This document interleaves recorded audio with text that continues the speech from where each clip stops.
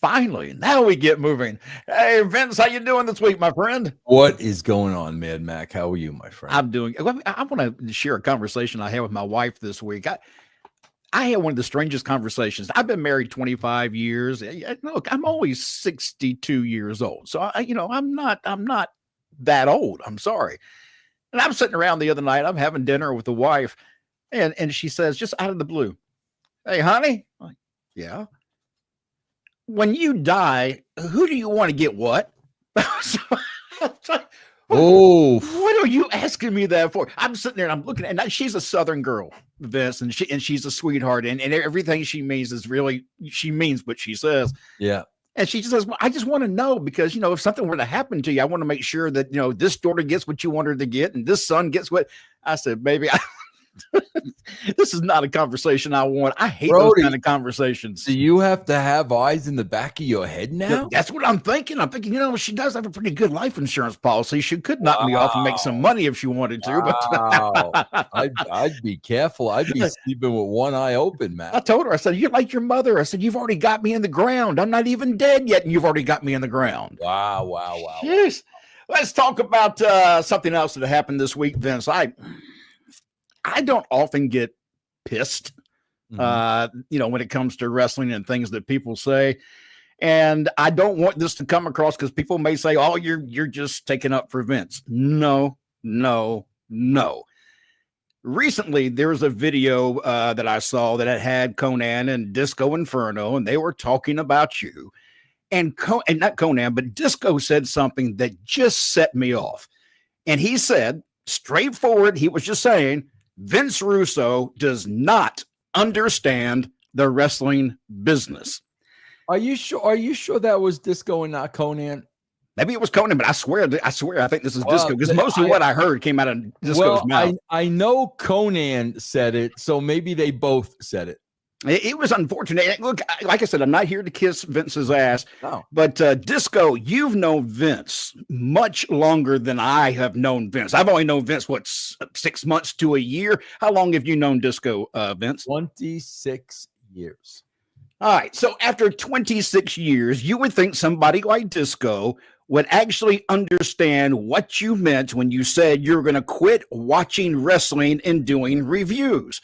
The very first time I heard you say that, the very first time, and I've only known you for maybe 2 days at that point, you made that comment. I knew exactly what you said. I understood exactly what you meant. You're not going to watch the long form programming and put yourself through having to watch it live and then review the show. You were still going to report on wrestling. It just wasn't going to be those live programs anymore because it eats a lot of time. Time that's valuable to do other things. And so, that really kind of set me off a little bit.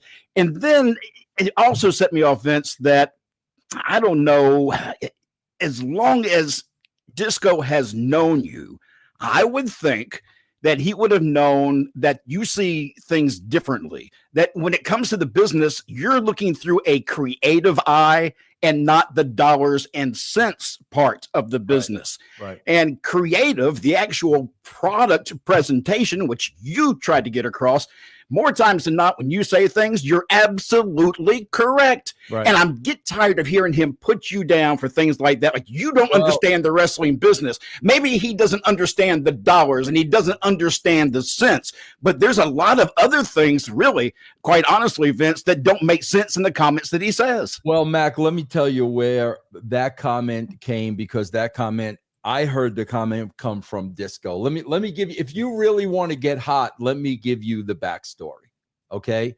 Now, a couple of things if you want to know the backstory. First of all, I was already well established into Russo's brand when Konnan gave me a call and he wanted to get into podcasting. There was no keeping it 100. He wasn't doing anything. Vince, what do I need to do to get into podcasting? I laid out the entire game plan to him. Okay. With that being said, Max, so, him and Konnan and Disco start keeping it 100. Great. Okay. With that being said, I do a show with Disco on my network. Yes. Disco gets paid. Disco has always get paid. At the end of every show, the both of us plug and promote Keeping It 100 on my show and my platform. Yep. So, Mac, like everything, you are a Stern guy. You would always hear Stern talk about this, right? So like everything, Mac, there is this Facebook page or Facebook forum, and it's like people that listen to my show and subscribe to my show and then bury me. They're supposed to be Russo fan supporters, but they bury me. Yep. Now, Mac, especially the older I get, I never go on this Facebook page. I don't hate me all you want. I'm not going to deal with the negativity. I don't have that much time left. You know what I mean? So evidently the producer of Keeping It 100, Joe Feeney, is constantly going on the Facebook page. So a subscriber of my show sends in a clip where on Keeping It 100, Joe Feeney and Disco and Konnan are talking about a disgruntled Russo brand subscriber that was on the Facebook page that basically was telling them that they cancel their subscription. So now they're talking on their show about my brand members canceling their subscriptions to the brand. And now Feeney literally starts doing the math. Well, if he loses, 20 subscribers at $5, and I'm listening to this and I'm like, Mac, you know me. Never in a million years would I have done that to them. I get DMs and emails all the time about people leaving their show. I would never, ever say, I would never do anything to F with their business. What? So let me finish the story. Yeah, so Mac, what do? I do what I always do. Like a man, I call Joe Feeney and I call Disco. And I'm like, are you guys kidding me? Like, you crossed a line. You can bury me all you want. You can have fun with me all you want. I'm stupid. I don't understand the business, all of that. When you start talking about my business and how I make my livelihood, you guys cross the line. So, Feeney, apologized. Disco, of course, said it was a nothing burger. Okay. Yeah, but he keeps harping on that nothing burger every time he's on the damn show because I see it weekly now. It's not like every once in a while. This shit is weekly. Yeah. So Mac, okay, I made it clear to those guys, you crossed the line. Mac, the next week, somebody sends me another clip and they did it again. The following week. So let me tell you how the Vince doesn't understand the business came about. So now they're reading a disgruntled Vince Russo cancel their subscription. And now Feeney is saying, I wrote him back to find out why he canceled their subscription. I'm like, you guys got nothing else better to do than to worry about my subscribers and why people are canceling subscriptions. So Mac, you're going to get a kick out of this. They tell Joe Feeney the reason they canceled the subscription is because I said that Rhea Ripley wasn't over.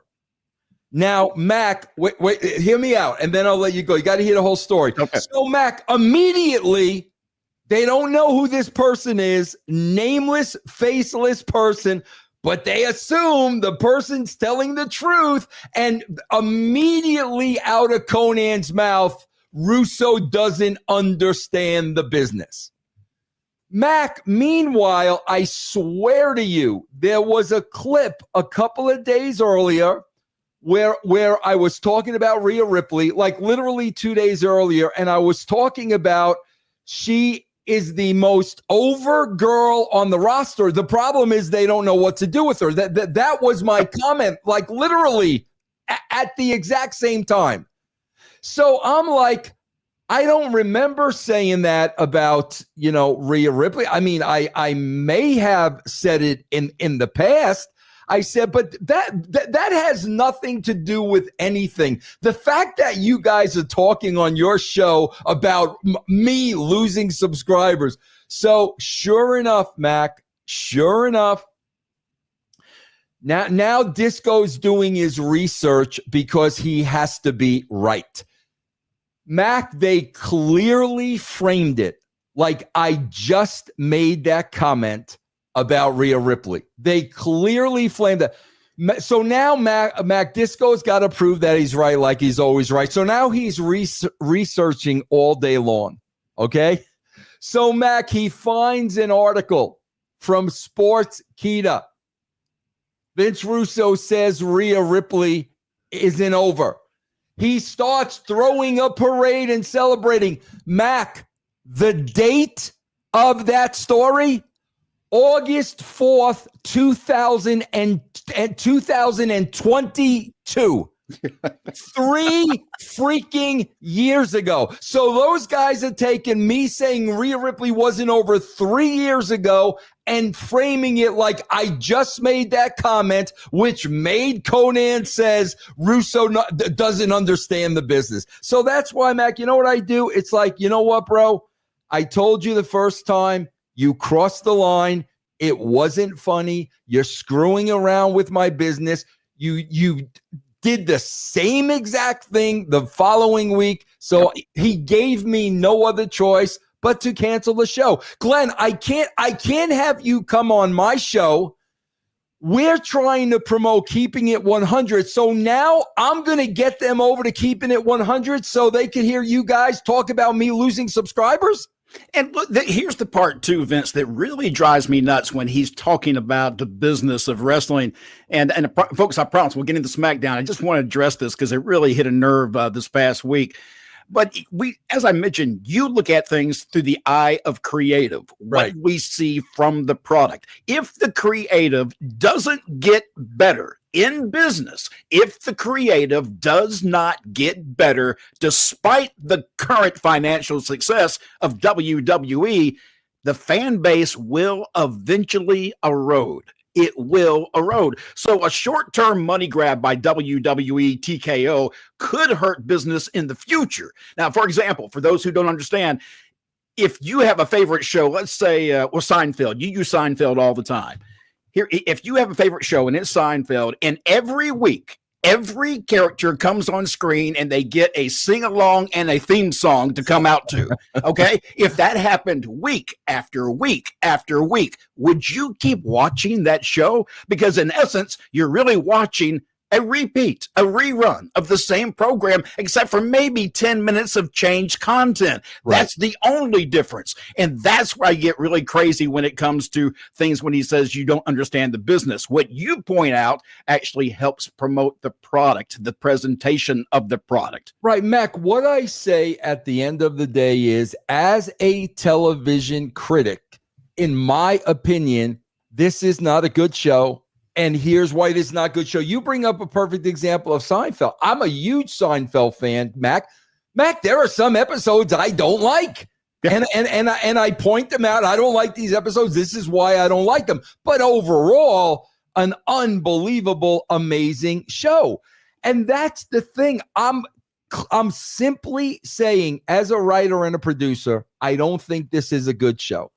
Then he gets into metrics and attendance. And I'm like, what does that have to do with me saying I think this is a bad show, bro? I don't care what the metrics are. I don't care what the order. I'm just reviewing a television show, bro. That's all I'm doing. And that is where when I first said something about tonight's show on social media, I said, who's wrong here? Is Vince wrong or is Disco wrong? Disco's inability to see how you see this company and the business that we do from the creative side, the inability for him to see that you only look at it from a TV standpoint, from the presentation, is what kills Disco's argument for me. And he also goes on and on. He talks about all the different things that people watch now. They don't watch live, long stream programming, like long-term programming, like 2 hours anymore. They only watch clips. He says that himself. People consume only the clips now. Right. They don't watch the entire show. So what my question would be, if that's the case, what is the value of WWE programming to their TV and streaming partners? Because it sounds to me like the only people who really win is YouTube. That's where people are going to get the clips. So what is the value of WWE to Peacock, ESPN, etc., all those other guys? Mac, you and I are just looking at everything logically. And for Disco to say that, oh, well, man, I guess, bro, I guess it's going to be bad news for the NFL this season when nobody's sitting through 3-hour football games. Are you nuts? Yeah. Bro, nobody's going. No, bro, if you're a Steeler fan, you're not bypassing the game and just watching eight minutes of highlights. You're sitting there for 3 hours and watching the game. And guess what, Mac? If that game becomes a blowout, you're turning it off. If that game's a good game, you're sitting there for freaking 3 hours. No sport fan is going to wait till the game is over and then get the highlights. The only time they're going to blow it off is if it's a blowout. And let's not forget, for years now, I've heard, and I know you've heard the same thing, that live programming is very valuable content to the TV and streaming networks.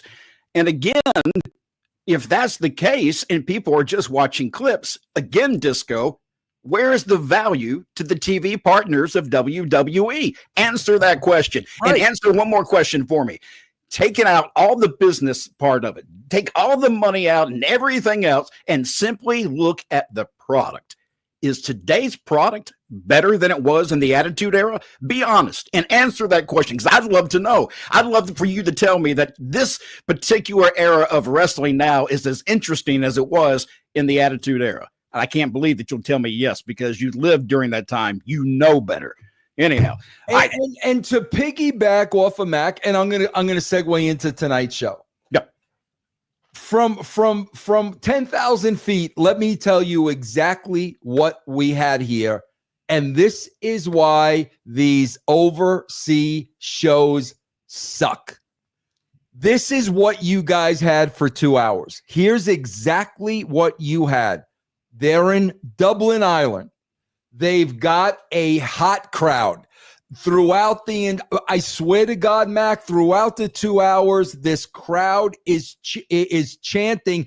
I am trying so hard to understand what they're chanting. I can't make out anything they're chanting. So now as a television viewer, it takes me totally out of it because I'm not there. I don't know what they're chanting. But here's the bottom line. They're in Dublin, Ireland. They're in Dublin, Ireland. They have a hot crowd. All they care about is one thing: entertaining that crowd and sending them home happy.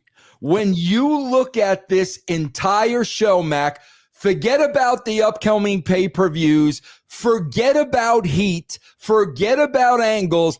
Every single one of these matches, the baby faces were up. All they cared about is, for you people watching at home, I'm just going to blatantly say it.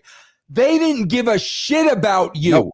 All they cared about was that Dublin crowd that was cheering and singing, and we are just going to put the babies over to make everybody happy. Everybody's going to go happy. Forget the PLE that's coming up. Forget the pay-per-view in Paris. We'll get to that when we get back to the United States. And then on top of that, Mac, I swear to you,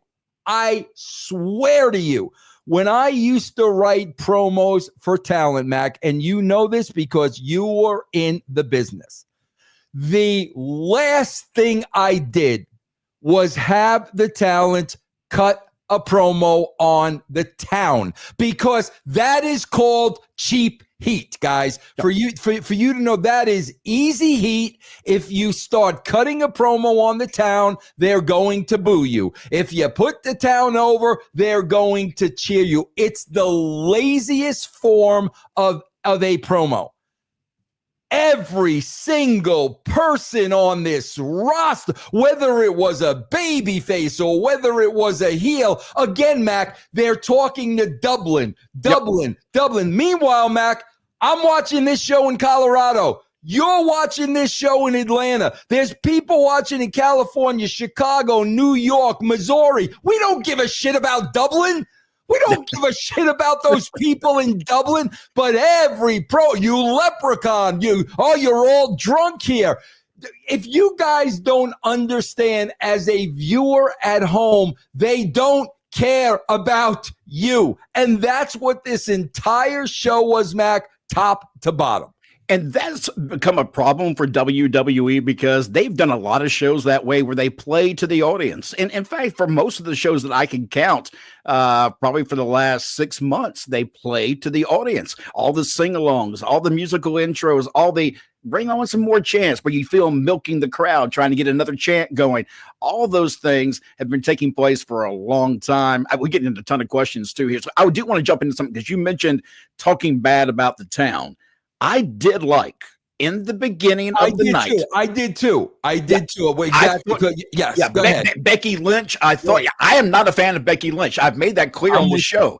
But tonight, when she went out and she got a little bit emotional in the beginning of the promo, where you could tell the town really got to her and the moment got to her. But then she turned it and she turned on the heat and she went after that town. Yes. Vince, I thought she did fantastic. I wrote that too in my notes because I thought I'm sitting here. I'm like, please don't tell me she's going to cut a baby face promo. And she started going down that road. But bro, this has to be the line of the night. Guys, when I tell you, I feel like an absolute idiot when I watch this show, and stop insulting my intelligence. So Mac, anybody who watches this show, you're watching this first segment. They're clearly setting up a tag match. It's as clear as day. So here comes Aldis. He sets up the tag match. The freaking guy, what's his name? Joe Blow. What's the guy's name? Oh, Joe Testadora. Joe Testadora has the balls to say, "Who saw that coming?" And I'm like, brother, how about Stevie Wonder? How about Stevie Wonder? This is what I mean. Don't effing insult my intelligence, bro. They do this same thing every single week. And you got the balls to sit there and say, who saw this coming? That's hilarious to me because the entire show is always that way. You can see it coming a mile away when they're setting up these matches. I still find it funny. I mean, this is SmackDown, and here comes Nick out to make the main event of SmackDown in Dublin, Ireland, because before they got there, they had no clue what that main event would be. Vince, let me pop in some of these folks here while we got them. We got Shots Capalot. Vince, what's the song in Thursday thrashing intro? That's a good question. That is this song, and you guys are going to be shocked where this song came from. That's this song.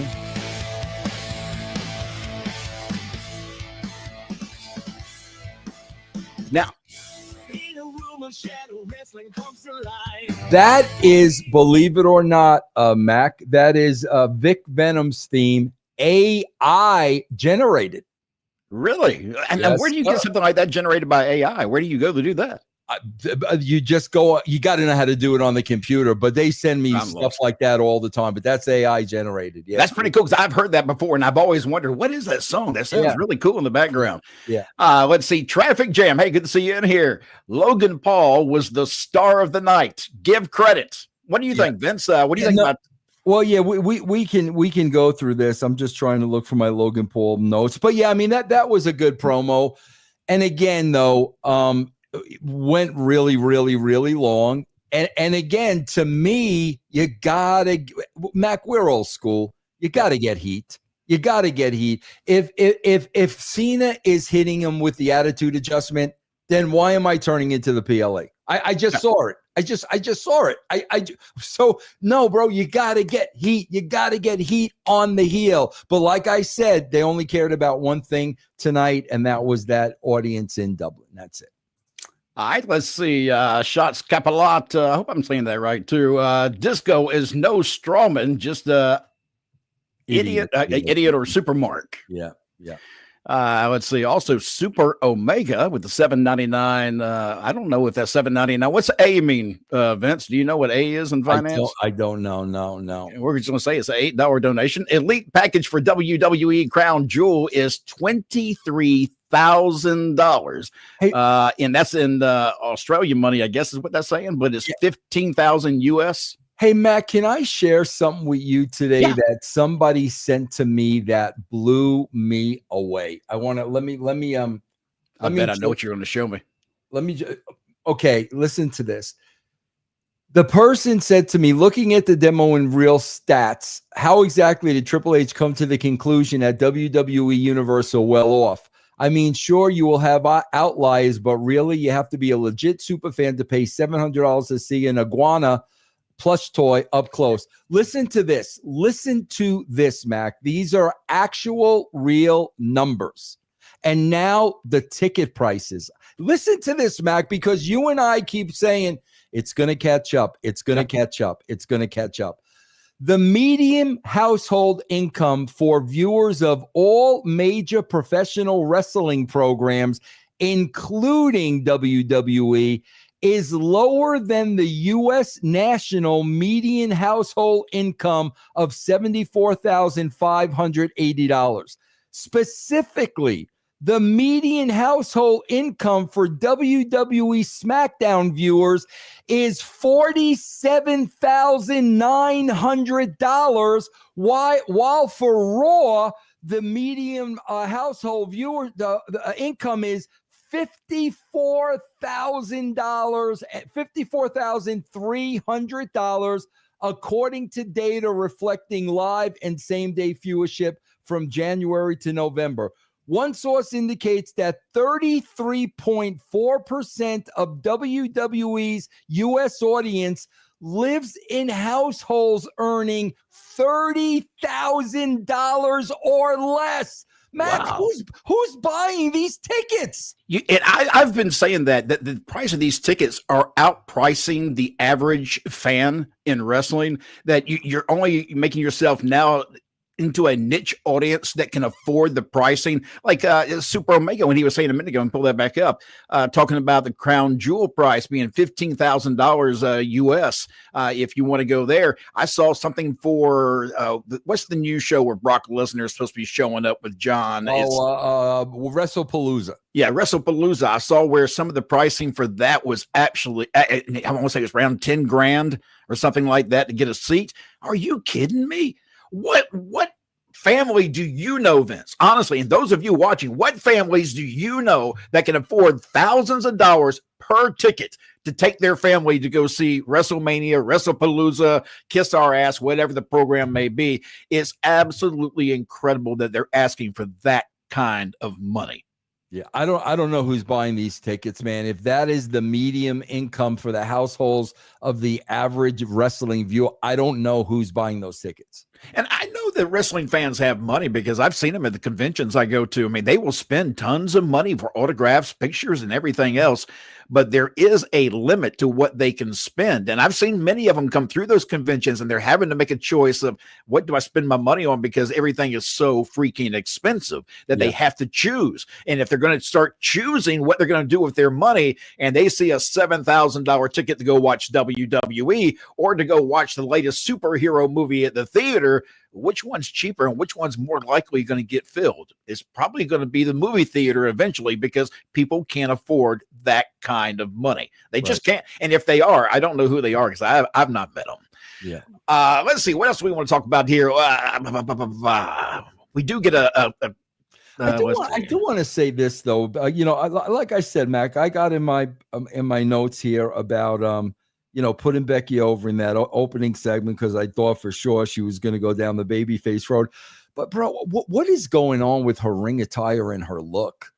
Like she doesn't look like a star. She's wearing like just these robes. You look like you could buy off I don't know what remember when she was going through that whole cosplay thing and it was a different outfit like every week. Now she's wearing like a fuzzy house coat. And I think her look, and I don't know if it's because she's trying to be a heel or what she's trying to be, but she's not presenting herself as a star, in my opinion. No, in fact, it looks like the jacket that she wears to the ring looks like she went and found an abandoned van somewhere and tore out the shag carpet on the inside and made a jacket out of it. Yeah, it looks horrible. And too many times, too, she looks like she's trying to be Seth.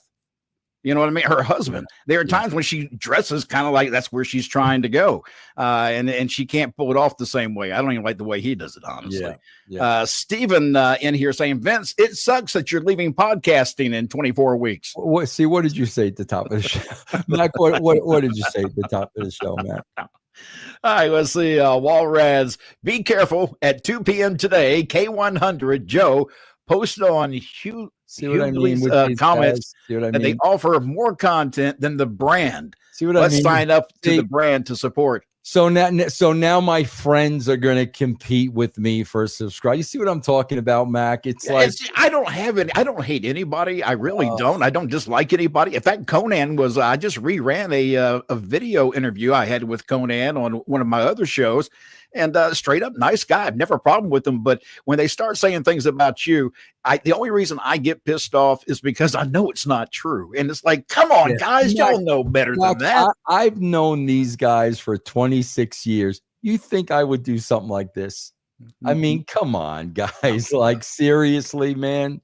Super Omega, thoughts on rumors of WrestleMania 42 tickets costing up to $70,000.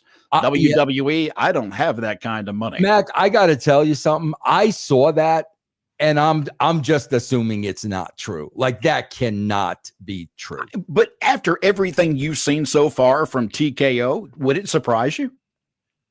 I can't digest that number. I can't digest I can't believe that it's actually real, but I'd love to find out that it is, because then I could just scratch my head even harder. Walrads, you're the Jackie Martin?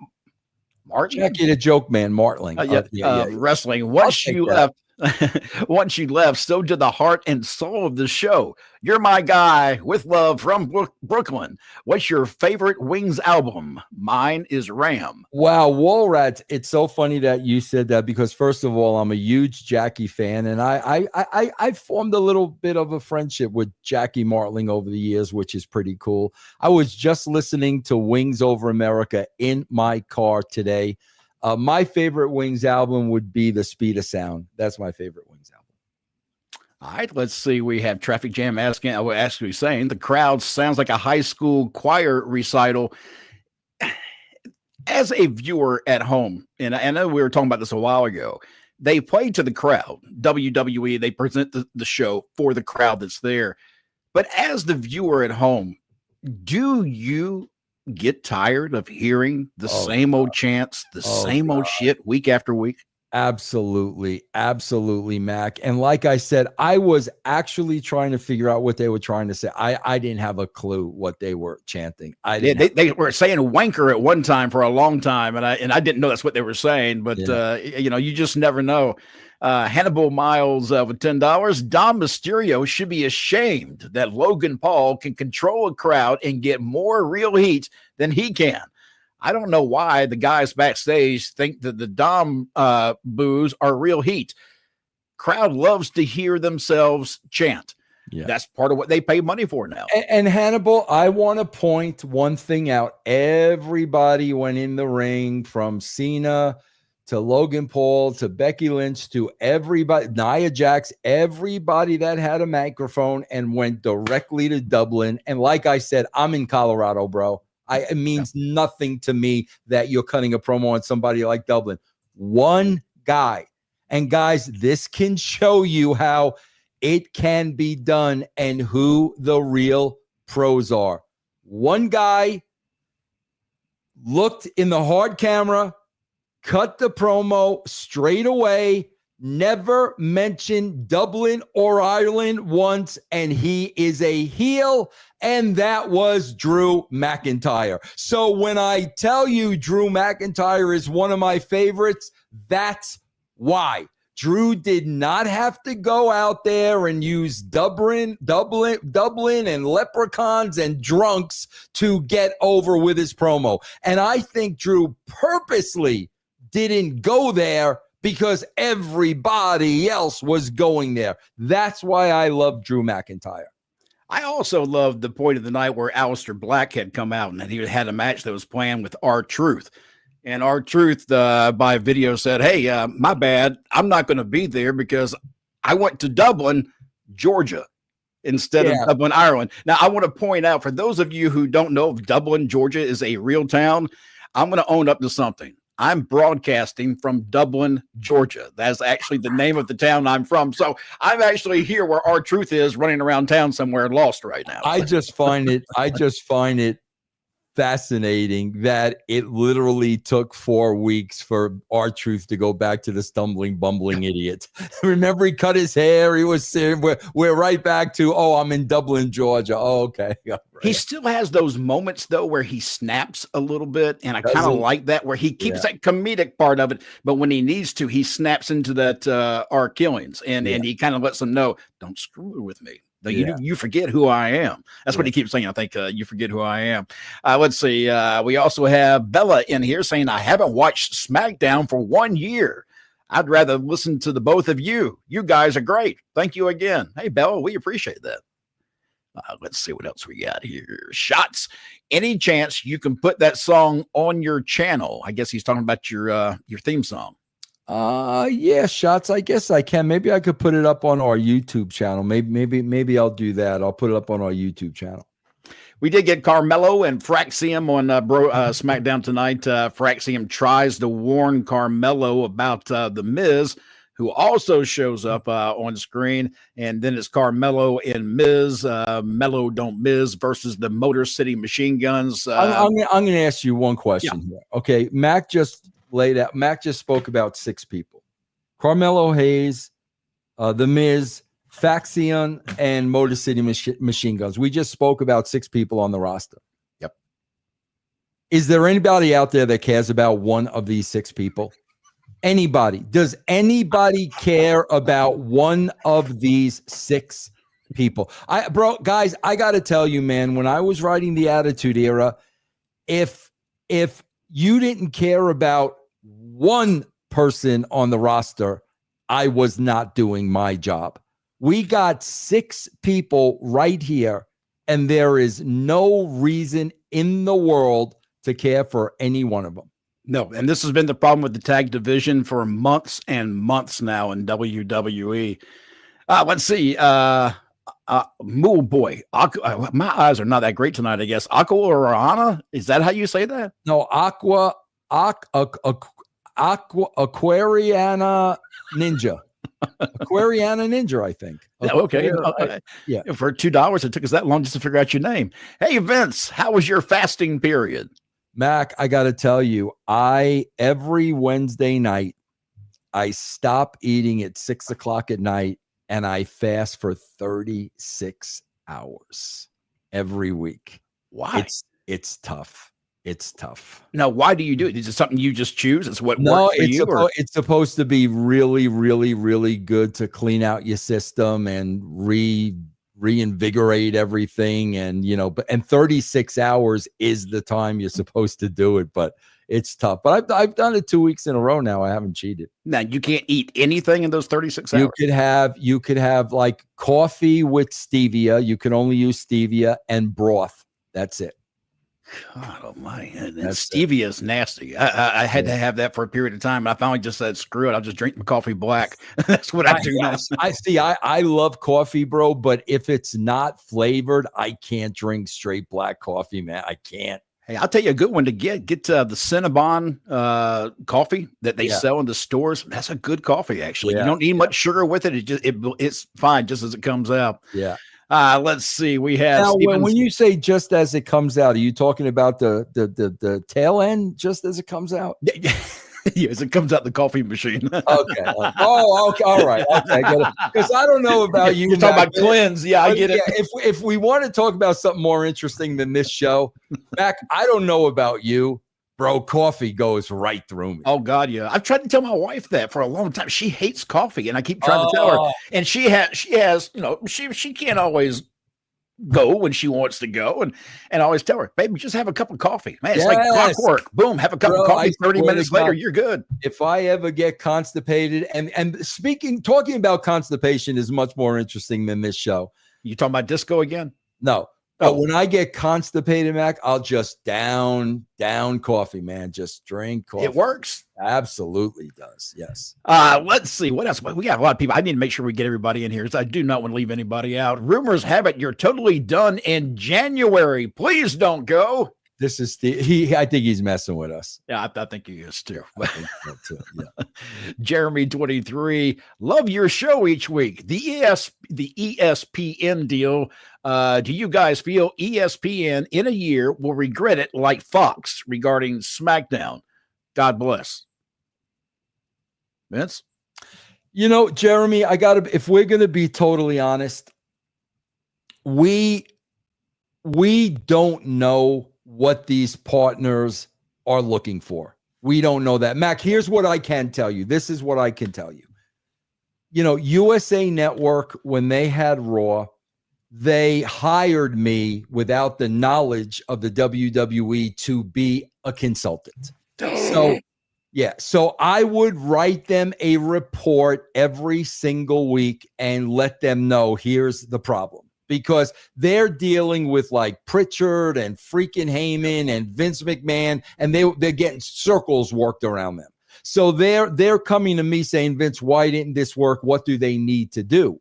But I can tell you this, the reason they hired me, USA Network, were because the numbers were in the shitter. And they were not happy with the numbers. So I don't know, Mac. We saw what happened with Fox, like he pointed out. I don't know what Netflix is looking to get out of the deal with them. I don't know what ESPN, Mac, maybe we're missing something. I would think that they're looking to get out of them eyeballs, viewers, subscribers. That's what I would think. But I don't know, bro. Maybe it helps their social media.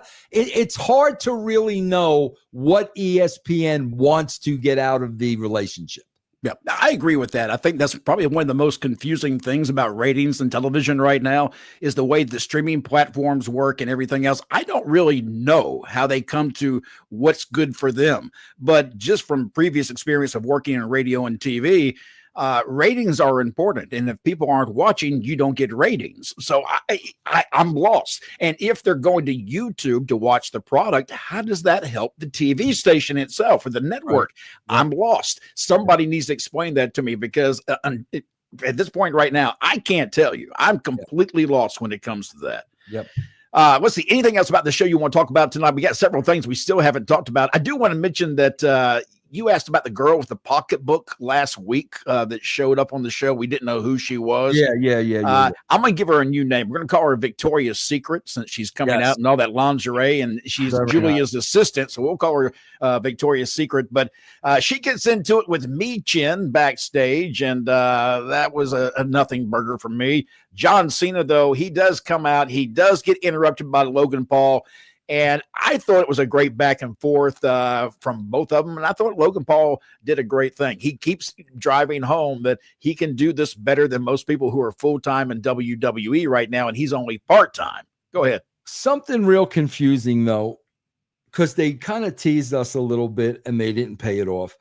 First of all, I had no problem with the promo. I thought it was a little bit too long, and I thought Logan Paul should have left with heat. We need to get heat on Logan Paul. But again, they want to pop the crowd. We always talk about the pop. But then he's got that scene in the back with Drew McIntyre, and Drew basically is telling Logan Paul, you need to make it right tonight. Yeah. So, like, I'm thinking, Nothing. There was something else I saw on social media before the show began. There was a shot of John Cena in the alleyway. He had gotten knocked out by Logan Paul at the very end of the show. So if you didn't stay for the very end of the show, I think at the very last few seconds, Logan Paul comes out. He clocks John Cena as Nick Aldis is trying to say something about Brock Lesnar. And that's how the show closed out. And you see, that is piss poor. Yes. Because a guy that watches the show every week, Mac, as soon as I saw Paul Levesque and Lee Fitting, I shut it off and I came here. If you're going to do that, then don't show Paul Levesque and Lee Fitting before you do it, because that tells everybody the show is over. That's insane. Because I did not see that. Yeah, and see, I do the same thing for many times. I would always look and wait for that little logo and, the directed by or written by whatever they put up there. And every time I see that, I know the show's over. Boom, and I'll pop away. There was one time I did that, and I realized I missed something, and I was like, I don't know what everybody's talking about. I didn't see that. It was at the very end of the show, just like tonight. It is poor. Man. And with what they did with Drew McIntyre and Logan Paul in the back when Drew was trying to say, you need to handle this.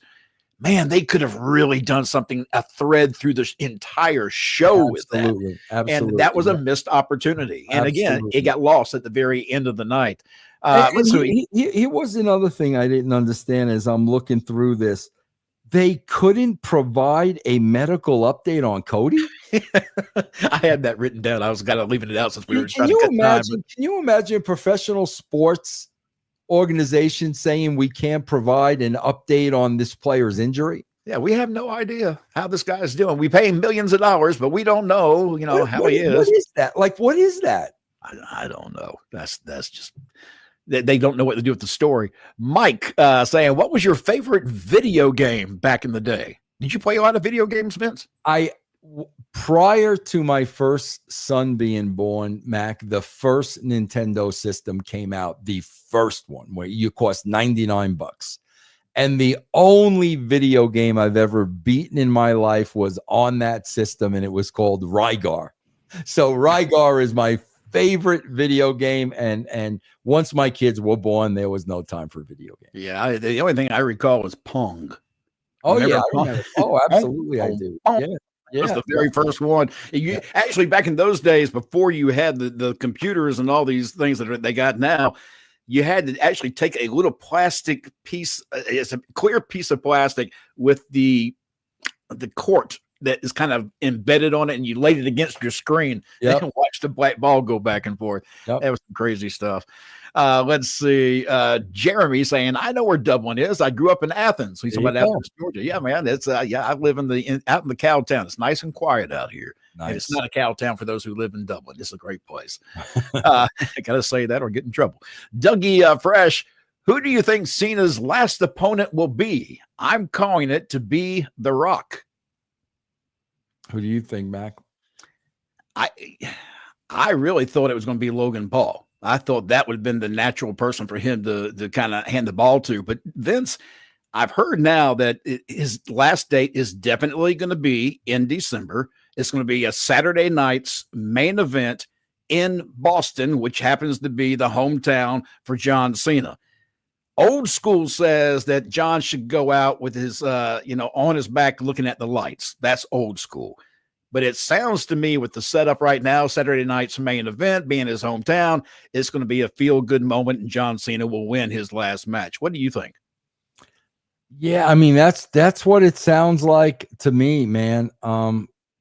We can't go by the way things used to be and the way things should be and what worked. You can't go by that anymore. So I got to be honest with you, man. I have no idea. And as much as I have no idea, I probably care less than that. I'm just being honest. I could care less. This Cena build and what they've done so far, like it just means absolutely nothing. Well, and that's the problem. Teddy Long was saying the same thing on another show the other night. He said there's no backstory for him to be for his last match. There's really nothing there yet. And they don't have much time if December's the end. I mean, this goes by fast in wrestling. These next few months are going to fly by. and there's nobody for him that's already being worked for the main event, Saturday night's main event. Mac, rather than put a date on it, what I would have done if I was John Cena is I would have made my comeback and I would have simply said, the first time I lose a match in this ring, I'm retiring. That'd been cool. Yeah. You're still going to tune in every time he's on to see if that's the one. And then when he does lose that last one and somebody retires him, now you've made somebody. That's what I would have done. First time my shoulders get pinned to the mat, 1, 2, 3, I'm leaving my boots in the middle of the ring.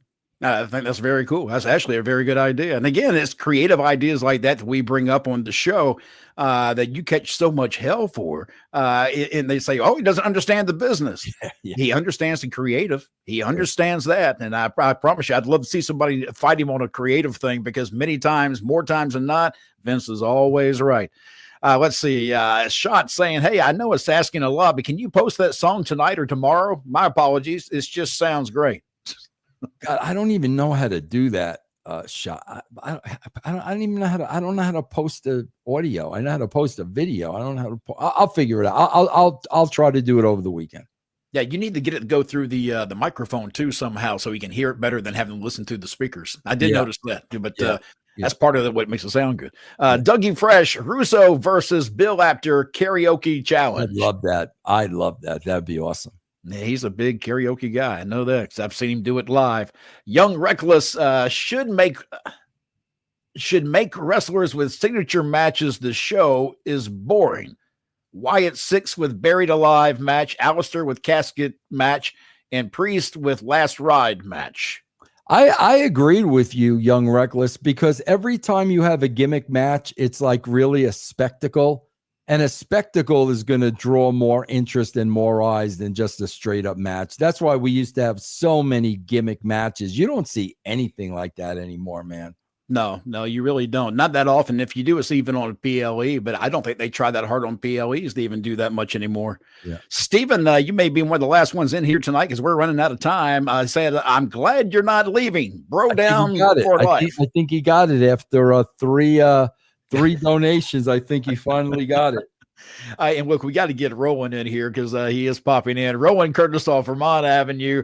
TMZ reported that Hogan's widow did have an independent autopsy completed. Any thoughts on the Clearwater police opening a Hogan death investigation? Yeah, Mac, I interviewed Bubba, the Love Sponge, for about 2 hours yesterday. Bro, guys, there's a lot of kabuki-ish things around this Hogan death, a lot of things. I do believe there's going to be an investigation because there was an autopsy, but his wife's not releasing the results, which is kind of kabuki-ish. There's a lot going on here, Mac. Wow. Yeah, it seems like the stories just keep coming out one after the other when it comes to him. I know they said they nicked a particular part in his throat that could have caused issues. And there's a lot of people saying that he's being worked too hard while he was trying to rehab and get himself back into shape as best he could. He seemed like he was in really bad shape, though, for a period of time. Yeah. When it comes to Bubba the Love Sponge, he made a lot of comments that ended up being very true. He wasn't wrong. He was getting the information. And I think the only thing that I had a problem with when it came to him was that I'm not sure he should have released that information. But then again, I don't know everything that's going on. And the more we hear about things, the more you kind of wonder, maybe it shouldn't have been made public because it sounds like maybe there's more to this than we know. Well, I could tell you this, man. I honestly believe if Bubba wasn't pushing and poking around and wasn't in direct contact with the Clearwater police, I think this could have been a closed issue. I really do. But he's been pushing and prodding and asking questions. And now it looks like the Clearwater police is, looking into it. I don't think that would have happened without Bubba. No. All right, Vince, before we get out of here, I want to make clear, let's let everybody know. Are you leaving podcasting? Absolutely not. Are you still going to talk about wrestling? Absolutely, yes. Are you going to watch 2 and 3, 4, 5, 6 an hour programs? Absolutely not. There you go. What more do you need? That's Right. it right there. All in a nutshell. That's it. I've enjoyed this, my friend. I always enjoy getting together with you on Friday nights. I've been able to get loud in here too tonight because my wife is away. So it's kind of nice. I can scream in the house and nobody would know. Very nice. Well, brother, you have a good weekend. I will see you next week, and we hope to see you guys again next week. Same time, same place. It's BroDown. And if you want to get on Vince Russo's brand, how do they do that?